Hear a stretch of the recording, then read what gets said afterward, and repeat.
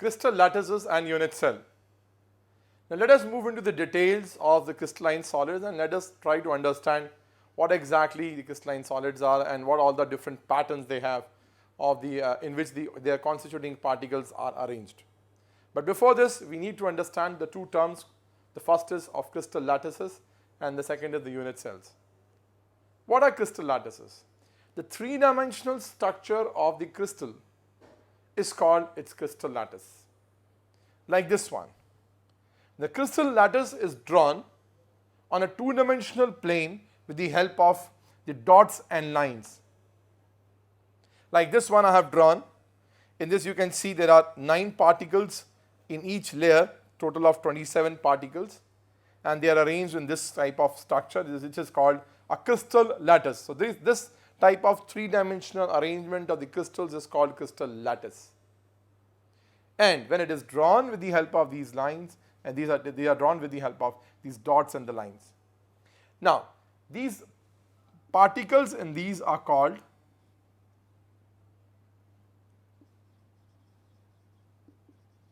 lattice points. So, each constituting particle is actually depicting a lattice point. So, we can say in this crystal lattice there are 27 lattice points. These lattice points are joined by lines which are imaginary in order to give us exactly the three-dimensional pattern in which they are arranged. So, they as such you do not find lines in actual crystals. We have connected or we have joined these lattices in order to show you the geometry in which they are arranged. Now, the next is unit cells. The most important term. The unit cell is the main structural unit of a crystal lattice, whose repetition along the 3 axes results in the formation of a complete crystal lattice. I am repeating again. Like for our buildings, the brick is the main structural unit, so we call it a unit cell. In a very similar way, we can see that this lattice is made up of 8 unit cells, 4 at the bottom and 4 at the top. So small cubes, 8 cubes. Each cube in this is called unit cells. So what is the unit cell is? The main structural unit of a crystal lattice. Now, when the scientists realize this, and we realize that, okay, fine, that they are made up of the smallest unit which are called unit cells, definitely we have been trying to find out what all are the types of unit cells we can have, because we know that the structure of the crystal or of the structure of a crystal lattice will all depend upon the type, the structure of the unit cells they are having.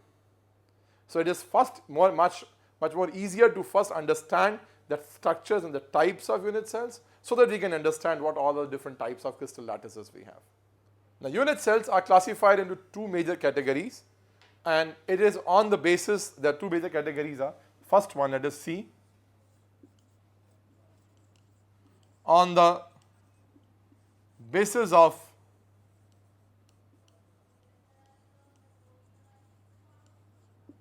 arrangement of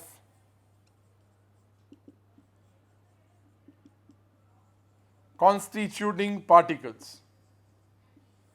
So on the basis of the arrangement of the constituting particles, what we find is we have mainly 4 types of unit cells which are present in the crystal, which are present around us in the nature.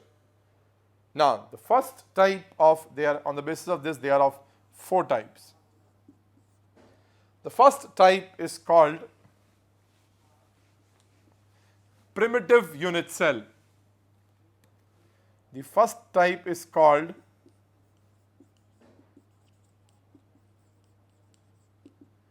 primitive unit cell, or it's also called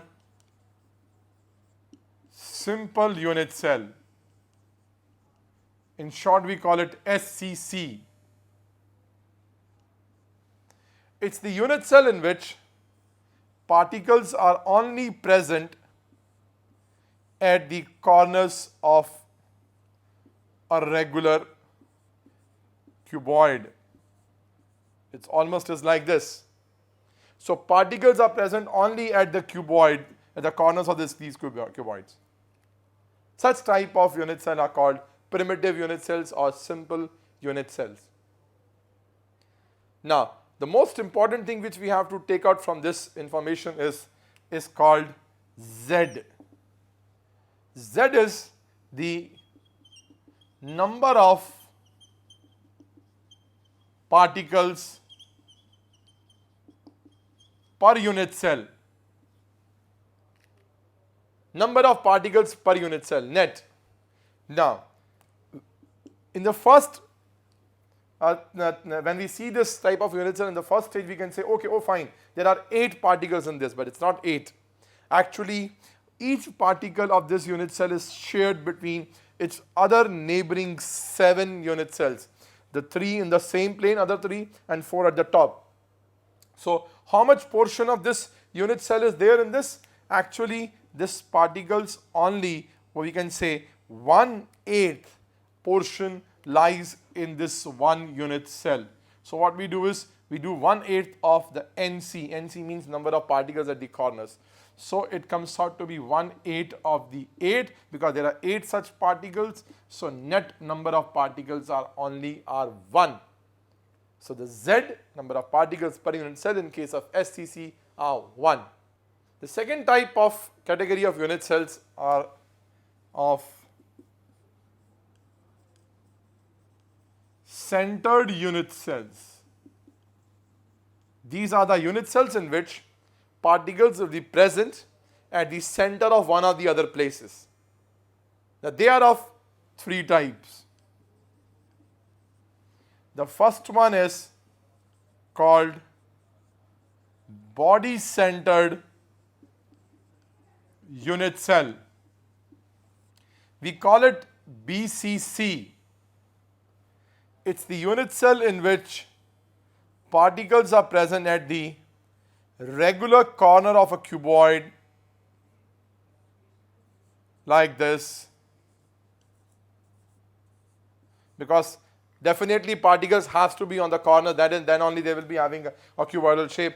But other than this, there are particles at the center of the unit cell, exactly at the center of this unit cell, and this whole particle is belonging to this unit cell. And that is why we call this type of unit cell as body-centered unit cell. In this, the Z is what? It will be definitely, as I have told you, it will be 1/8 of the particles which are at the corners, and the whole of the body-centered particle is there in this. So, what we find is there will be 1/8 of 8 plus 1, and this makes them 2. So, the number of particles per unit cell in this case is 2. Twice the number of particles present in the primitive unit cell. The second category of the centered unit cell are face centered unit cell. We call it FCC. In this, the particles are at the regular corners of a cuboid like this, as well as they are present at the center of each face. That's why it's called face centered. Like this one is the center of this face, this one at the center of the top face, this one at the bottom, that one on the back one, this one on the front one, and this one on the left face. So these 6 particles are present at the center of the 6 faces a cuboidal shape is having. Now also remember, the particles which are present at the center of these faces, their half portion lies in one unit cell and half is in the other unit cell. So when we have to find out the Z in this case, the number of particles per unit cell, what we have is the formula. It will be 1/8 of the corner particles and 1/2 of the face center particles, because half of them is there in the one unit cell. So it will be 1/8 of 8 plus 1/2 of 6. This makes their what? Total 4. So the number of particles per unit cell in case of FCC are 4, and that is why it's one of the most efficient type of packing, efficient type of unit cell we have. It is double what we are having in the case of body center and 4 times of what we were having in case of the primitive unit cell. The third and the last category of the centered unit cell is called end centered unit cell, end-centered.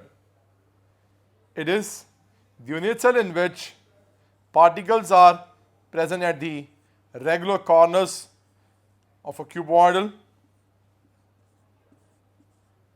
unit cell, and this is how the unit cell is formed, and as well as the particles are present at the center of two opposite faces. That's why it's called end center. Like if these are the two faces we are taking, these are the particles at the center of these two faces. And we know half of these will be there in the one unit cell. So that is why when we have to find out the Z, what we find is the Z comes out to be 1/8 of the corner particles and 1/2 of the face center particles. So it is 1/8 of 8 plus 1/2 of 2. So this comes out to be total of 2. So the number of particles in case of end-centered are 2.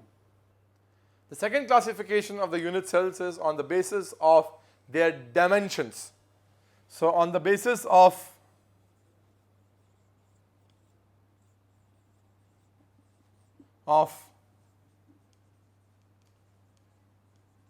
dimensions, the unit cells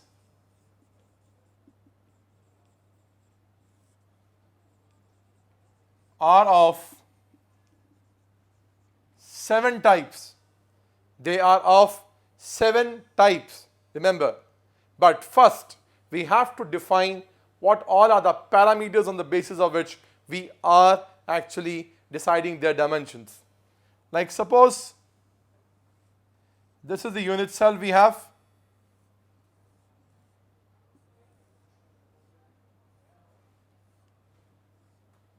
There are 2 parameters on the basis of which we define their dimensions.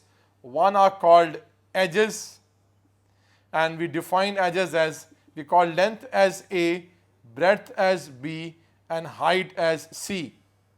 So this is your length is A, this is your breadth is B, so this is your B, this is your A, and this height is called C. Then we define the angles between these edges. This angle is called alpha, this is called beta, and this is called gamma. So always remember, angle between A and B is called beta. Between A and B is called beta. Sorry, it's A and C, the height. Similarly, angle between B and C is called alpha, and angle between A and B is called gamma. So this is how we define the angles. Always between breadth and height is your this one you can say is alpha, between your length and height is your beta, and between length and breadth is your gamma. So this is how we first define these angles, and then on the basis of these angles and edges, we try to study the unit cells of all the crystal units, the crystal lattices or the crystals, the crystalline solids which are available around us in the nature, and we came to know that as per these dimensions, we can have only 7 types of different patterns available in the nature, and those 7 types of patterns are called your 7 basic crystal systems. So let us study now these 7 crystal systems.